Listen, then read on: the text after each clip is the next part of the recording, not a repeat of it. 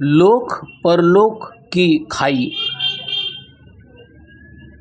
पृथ्वी और आकाश मिले हुए तो आज भी दिखाई देते हैं और सदा ही मिले दृष्ट पड़ते रहेंगे, परंतु जात नहीं कि संसार के लोगों में यह क्यों परिपाटी हो गई कि जिन दो पदार्थों का एक दूसरे से अति अधिक अंतर हो उनको भूमि और आकाश से उपमा दे। यहाँ भूमि है वहाँ आकाश है, और वहाँ आकाश है यहाँ भूमि है।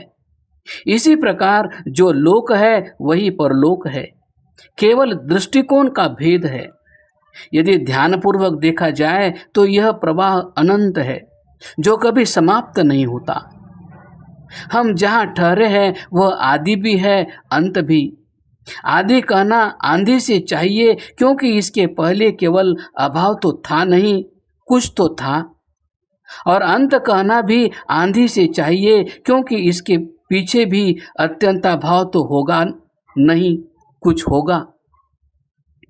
अजलो अवध सिरे हैं बशप के ख्याल के, हक तो ये है कि हक था कोई भी सिरा नहीं।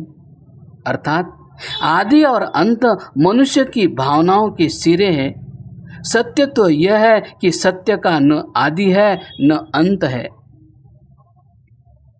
हम संसार की उन्नति के विषय से कथन कर रहे थे।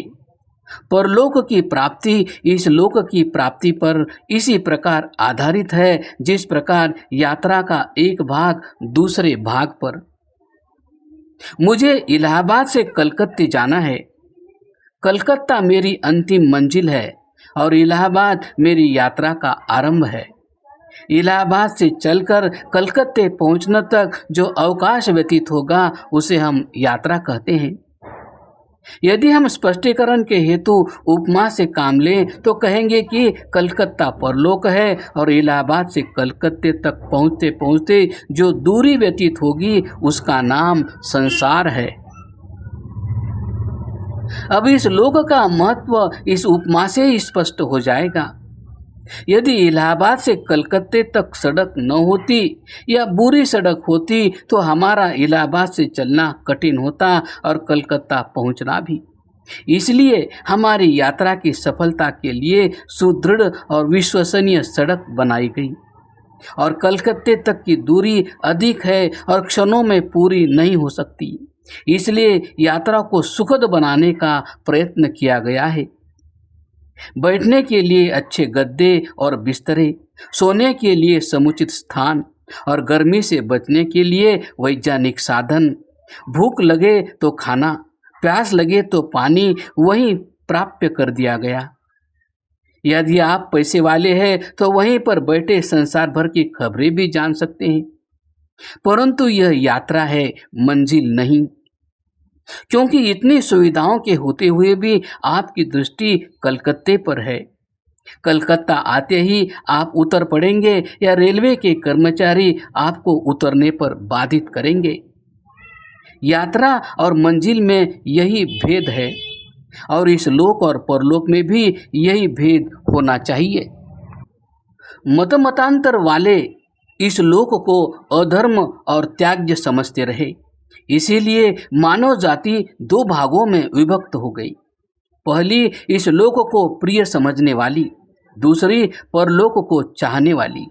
जिन्होंने इस लोक से प्रेम किया उन्होंने परलोक का ध्यान छोड़ दिया। अब तो आराम से गुजरती है, आकबत की खबर खुदा जाने। परंतु ऐसे लोग इस लोक के सुखों को प्राप्त न कर सके।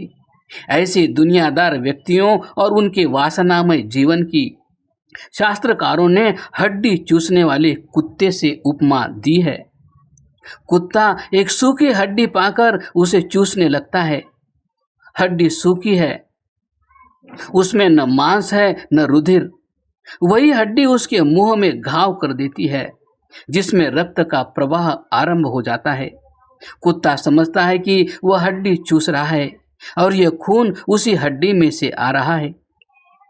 वास्तविकता यह है कि वह अपना ही खून चूस रहा है। इसी प्रकार इस लोक में जिसे हम आनंद कहते हैं, इसके भीतर यदि परलोक का भाव नहीं होता तो वह आनंद शीघ्र दुख में परिणत हो जाता है। परलोक की प्राप्ति के लिए किस नियम की आवश्यकता है? योग दर्शन में धर्म के 5 विशेष लक्षण हैं। पहला अहिंसा, दूसरा सत्य, तीसरा अस्तेय, चौथा ब्रह्मचर्य और पांचवा अपरिग्रह। अब प्रश्न यह है कि यह नियम इस लोक के लिए हितकारी और परलोक के लिए हानिकारक है, या परलोक के हितकारी और इस लोक के लिए हानिकारी है, अथवा दोनों के लिए आवश्यक अथवा अनावश्यक और हानिकारक। अहिंसा और हिंसा दो विरोधी वृत्तियां हैं। अहिंसा के गुण से संपन्न मनुष्य किसी की बुराई नहीं चाहता। जिसने अहिंसा का पालन नहीं किया वह मनुष्य किसी प्राणी पर अत्याचार करने से रुक नहीं सकता। यदि दुनिया के तमाम लोग अहिंसा छोड़ दें तो दुनिया में कोई काम न चले। सभ्य लौकिक जीवन और असभ्य जीवन में यही भेद है। असभ्य जातियां कोई लौकिक उन्नति नहीं कर सकती। उनको अच्छा भोजन, अच्छे वस्त्र और अच्छे मकान प्राप्त नहीं है। क्या वे परलोक के अधिक निकट हैं? भेड़िया, सिंह, चीता अहिंसा के नियमों के अनुयायी नहीं। क्या आप उनको इस लोक में सफल समझते हैं? अहिंसा का पालन इस लोक की उन्नति के लिए अत्यंत आवश्यक है। कृषि, कला कौशल, आर्थिक तथा नैतिक जीवन सब उसी नियम के आश्रित है कि जीवित रहो और जीवित रहने दो। वैज्ञानिकों के अन्वेषणों और आविष्कारों के लिए, कवियों के काव्य के लिए, बजाजों और वस्त्रों के कारखानों की सफलता के लिए अहिंसा आवश्यक है। जब अत्याचार बढ़ जाते हैं और सामाजिक न्याय में कमी आ जाती है तो घरेलू युद्ध आरंभ हो जाता है, और घरेलू युद्ध में वे सब विभाग विकृत हो जाते हैं जिनका इस लोक की उन्नति से संबंध है। इसी तरह सत्य बोलने और सत्याचरण में भी वही बात लागू होती है। प्रायः लोगों की धारणा है कि सत्य बोलना शायद परलोक के लिए आवश्यक हो, परंतु इस लोक में तो झूठ के बिना काम नहीं चलता। यह बात असत्य है और अनुभव के विरुद्ध भी। मैं आयु भर यात्रा करता रहा और इक्का, गाड़ी, रिक्शा किराए पर लेता रहा। मुझे कभी दुर्घटना न मिली कि बिना किसी लिखा पढ़ी के रिक्शा वाले ने अधिक मांगने पर आग्रह किया हो। मेरा तात्पर्य यह है कि साधारण मनुष्य भी सत्यता के मूल को समझता है। इस लोक के दयनीय जीवन के लिए संभवतः उसे परलोक का ध्यान न हो। यदि साधारण लोग सच्चाई के इस मूल की अवहेलना करें तो संसार का काम न चले। जब हम इस लौकिक जीवन में अहिंसा, सत्य आदि का प्रतिदिन अभ्यास करते रहें तो हमारे ये गुण परिपक्व हो जाते हैं। बचपन से हमको सिखाया जाता है कि झूठ मत बोलो, भाई बहन से प्यार करो, नहीं तो घर बर्बाद हो जाएगा। हमारा घर इन गुणों के निर्माण के लिए एक पाठशाला है। जब हमको सत्याचरण से प्रेम हो जाता है तो सत्य की खोज भी होती है। इसी से सत्य की पहचान होने लगती है। ब्रह्मचर्य सांसारिकों के लिए अनावश्यक है या हानिकारक समझा जाता है, लेकिन ब्रह्मचर्य पर ही सामाजिक जीवन का दृढ़ आधार है। जिस मनुष्य को अपनी इंद्रियों पर संयम नहीं, वह पारिवारिक कर्तव्यों का पालन नहीं कर सकता। उसका लोक भी बिगड़ता है, परलोक भी। ऐसा मनुष्य स्वर्ग का अधिकारी नहीं हो सकता। न केवल अपने मन पर संयम रखने की आवश्यकता है, अपितु अनाचार के जीवन से घृणा की भी आवश्यकता है। अनाचारी और व्यभिचारी मनुष्य स्वास्थ्य से हाथ धो बैठता है, उसको सैकड़ों रोग लग जाते हैं। वो भोजन का स्वाद भी नहीं ले सकता और लौकिक दृष्टि से असफल रहता है। इसलिए ब्रह्मचर्य का जीवन हमारी लौकिक उन्नति के लिए भी आवश्यक है और धार्मिक उन्नति के लिए भी। अब आइए अपरिग्रह पर। अपरिग्रह एक संस्कृत का शब्द है। परिग्रह का अर्थ है किसी वस्तु से जकड़ जाना, जो वस्तु चारों ओर से जकड़ ले। अपरिग्रह का अर्थ यह है कि ऐसा यत्न करना कि हम किसी अच्छी चीज से चिपक न जाएं। संसार में आनंद देने वाली वस्तुएं तो बहुत है, मगर हम उनसे अधिक देर तक लगाव नहीं रख सकते। हमारा उनका संबंध सामयिक है।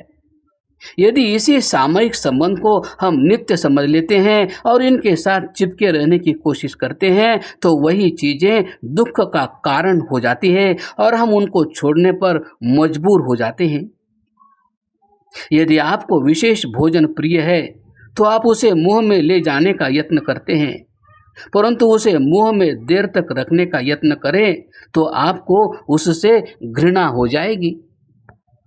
माता अपने बच्चे से प्रेम करती है, उसे गोद में लेती है और बार बार प्यार करती है, परंतु यदि वही बच्चा सदैव गोद में रहना चाहता है तो माँ को उससे उपरति हो जाती है। हर यात्रा की यही दशा है। यात्रा यात्रा है, अंतिम ध्येय नहीं। यात्रा वह है जिसमें आप किसी जगह पर पैर रखें और उठा लें। यदि आपने किसी जगह पर पैर रखा और पैर वहीं जम गया तो उसको अच्छा मार्ग नहीं कहेंगे। इसलिए स्वामी दयानंद ने यह शिक्षा दी कि लोक और परलोक के बीच बड़ी खाई नहीं है। धर्म वह है कि जिसमें लौकिक उन्नति इस प्रकार की जाए कि वह उन्नति परलोक के लिए एक साधन बन सके। जब तक जियो लोक और लोक वालों की उन्नति के लिए, परंतु सदा यह ध्यान रखो कि यह यात्रा है, मंजिल नहीं। यात्रा का तो किसी दिन अंत होना ही है। इसमें लवलीन रहना और भविष्य को भूल जाना भूल है। स्वामी दयानंद ने लोक और परलोक की खाई को पाट दिया, दो परस्पर विरोधी वस्तुओं में संबंध स्थापित कर दिया। यह एक विशेष बात है। इसलिए हम कहते हैं कि महाभारत के बाद जो सुधारक उत्पन्न हुए उसमें स्वामी दयानंद का विशेष स्थान है।